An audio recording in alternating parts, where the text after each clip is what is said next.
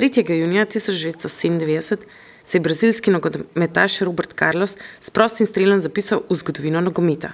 Dobro si oglejte, kako je zadel gol.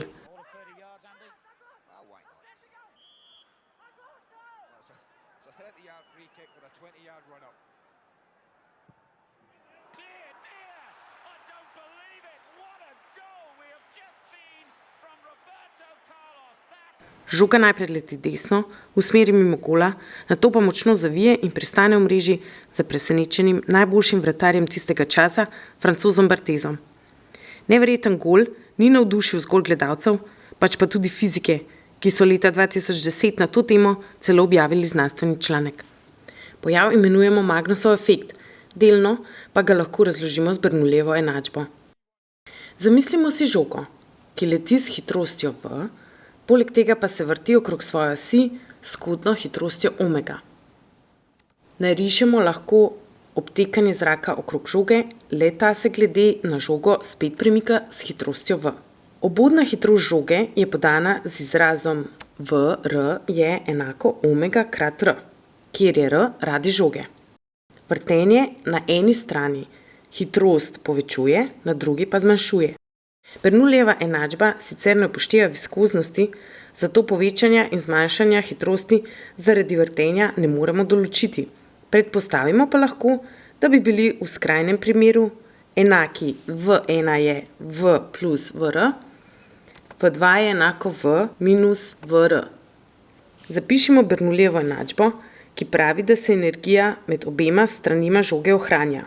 Vsota tlačne, kinetične in potencialne energije na eni strani mora biti enaka seštevku tlačne, kinetične in potencialne energije na drugi strani. Razlike v potencialni energiji ni, saj sta točki 1 in 2 na enaki višini.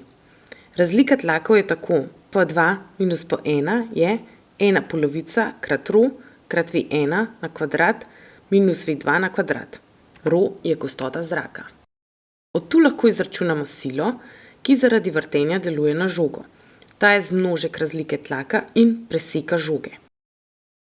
Vzemimo primer, da žoga leti s 30 metri na sekundo, se zavrti 10krat v sekundi in ima polmer 11 cm.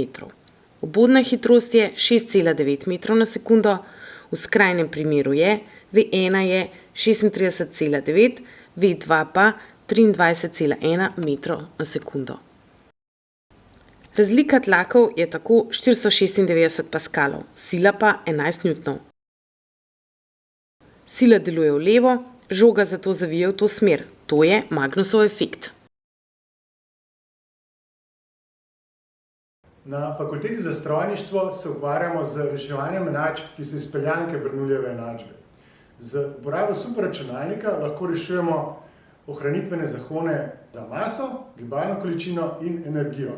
Na ta način lahko napovemo zahtevne razmere v pretočnih traktih turbinskih strojev, kot recimo pojav udarnih valov. Tako smo na Fakulteti za strojništvo tekom več projektov za Evropsko vesoljsko agencijo raziskovali tokovne razmere v turbočrpalkah raketnih motorjev. Tam so razmere še posebej neugodne, saj morajo te črpalke v zelo kratkem času prečrpati vse gorivo, recimo tekoči vodik, v šobo raketnega motorja.